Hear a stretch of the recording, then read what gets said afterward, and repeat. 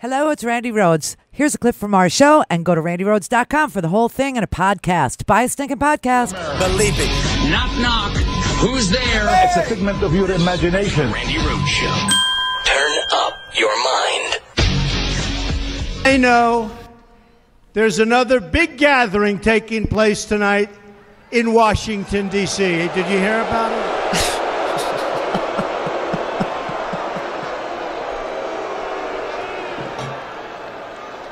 A large group of Hollywood actors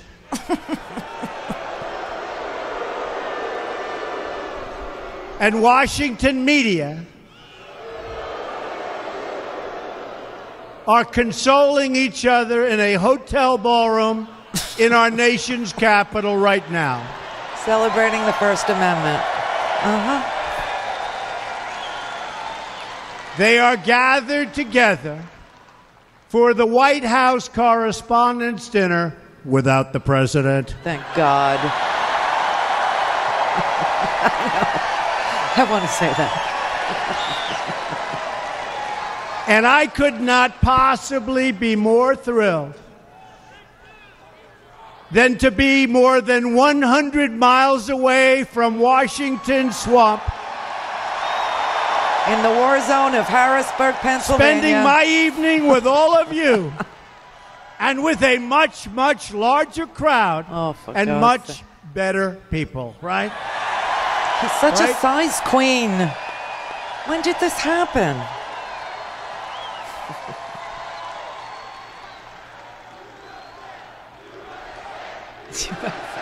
Freedom of the press.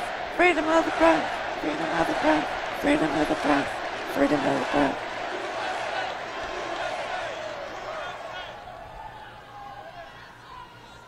And look at the media back there. They would actually rather be here, I have to tell you.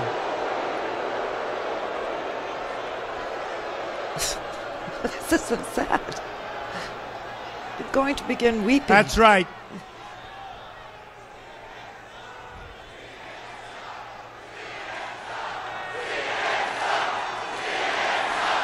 CNN sucks. CNN sucks. We hate the truth. We can't handle it. We can't handle truth. Media outlets like CNN and MSNBC are fake news.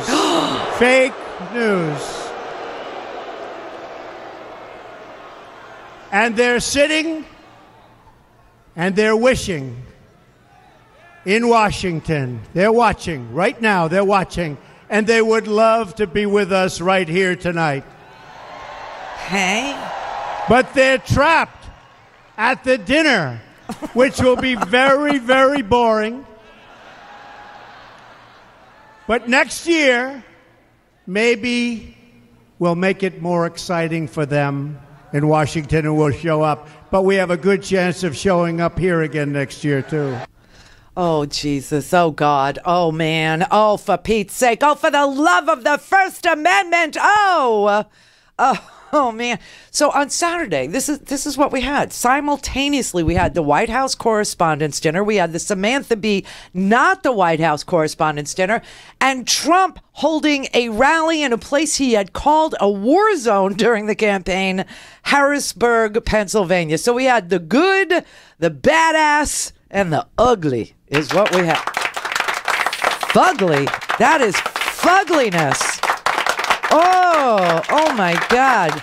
Now, I will say the dinner was not the same without Trump. It would be quite refreshing to see all the things without Trump, wouldn't it? I'd love to see things without Trump. I'd love to see the White House without Trump. I'd love to see Harrisburg, the war zone, without Trump.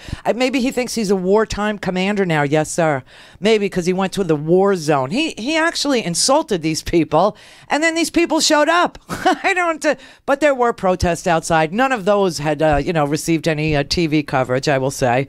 But he was at this rally to mark his first 100 days. And this rally is the only thing that would mark his first 100 days. That's the crazy part. There is nothing else to point to or to show you except he renamed a couple of buildings, appointed a couple of board members to the Smithsonian Institution, the museum, and did 13 continuing congressional reviews that undid a lot of the regulations that protect our kids from lead in their water, things like that. Real meaningful stuff. I don't. So anyway, he spent this 100th day basically reliving the glory days of the campaign. How long can you live in the past? He actually read that awful poem, The Snake, as a nod to people who hate Muslims. See, the snake in the snake was actually a snake, and the snake, when he reads it, is actually Muslims. And he read it to everybody, saying, be careful of letting the Muslims in the country because they told you they were Muslims. So when they bite you, what did you expect? They were. He's like that jerk jock from high school who can't stop reliving his fabulous football days, and how the coach, whipped him into shape, and he's always, it was life change, and now he's 63 years old. And doesn't do any sports. You know what I mean? I just how and this thing actually featured the rallying cry of the Michael Flynn. The lock her up chants were present in this thing. The snake was present in this thing. I mean, how much can he's becoming? Somebody said this to me on the phone. Apparently, one of the free movies you could get on demand last month was Sunset Boulevard. The story of Nora Desmond, who had all these sycophantic people around her who were willing to go in her basement and sign autographs, so she thought she still had a career. He's becoming Norma. He's actually becoming Norma Desmond. I mean, it's pathetic. And the reason he didn't show up at the White House Correspondents' Dinner is easy. It's because every time he ever went to the White House Correspondents' Dinner, he was the subject of deprecating jokes. He was the subject of, remember Obama? I mean, I don't want to play it again, but it was so awesome when Obama, said, these are the decisions that keep me up at night. And so he didn't fire Gary Busey. Instead, he fired Meatloaf. Well played, sir. Well played. Do you know? And so, all the comedians made fun of Donald Trump. All of them. And so he doesn't show up to this dinner, not because of the media, but because he is unable. He's unable to take it. He's so thin, orange-skinned that he can't take it. And I will say, Hassan Minhaj at the Correspondents' Dinner, listen, let me tell you why they're so stiff at the Correspondents' Dinner. They're very stiff. Very, very, very stiff. It's a cash bar, number one. No. No, they're stiff because they're very afraid that the cameras will pan the room and journalists who are supposed to not have a dog in the race except to chase the facts, right? That's the only thing. They're like greyhounds. They're greyhundas. They chase the rabbit and they chase the rabbit looking for the facts, and they don't have anything else on their mind. They're straight for the facts, straight for the source, straight for the fact checking, straight for the documents, right? This is what they do. And so they're afraid that if they're caught laughing their asses off about Trump and his freaking bizarre personality, it will somehow play badly for them. So they stay very stiff, but then they go outside and they repeat the jokes to each other when the cameras are off. I love that Hassan Minhaj has a name that Trump cannot pronounce. I love that because he can't tweet it. He doesn't know how to spell it. So that was good. But this was awesome. I thought he was great. Welcome to the series finale of the White House Correspondents' Dinner. We gotta address the elephant that's not in the room. The leader of our country is not here. And that's because he lives in Moscow. It is a very long flight. It'd be hard for Vlad to make it. Vlad can't just make it on a Saturday. It's a Saturday. As for the other guy, I think he's in Pennsylvania because he can't take a joke. You know, Donald Trump doesn't drink, right? Does not touch alcohol, which is oddly respectable. But think about that. That means every statement, every interview, every tweet, completely sober. How is that possible? You know that statement, anything is possible, used to have a positive connotation? Anything is possible. Now we're all like, anything is possible. Now a lot of people think Steve Bannon is the reason Donald Trump dog whistles to racists.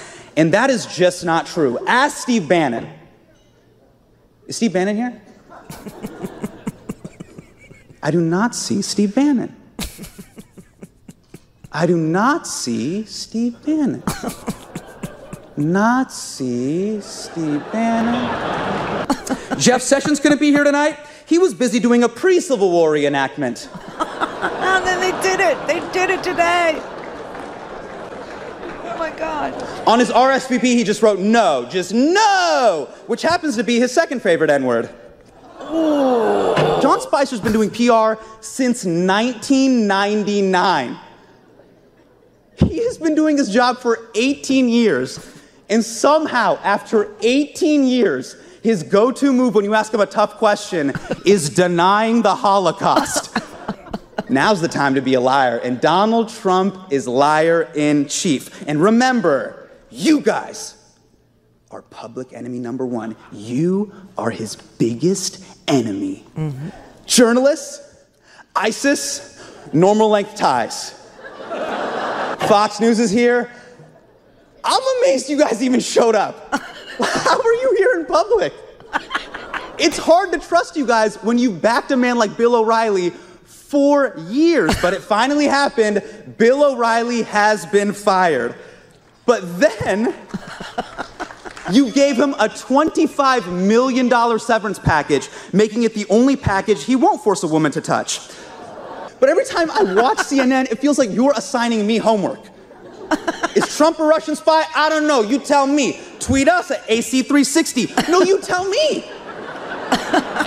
We're 100 days in, 1,360 days to go. You guys are running the marathon, and I'm at the half-mile mark giving you tape for your nipples. Because this event is about celebrating the First Amendment and free speech. Mm-hmm. Free speech is the foundation of an open and liberal democracy.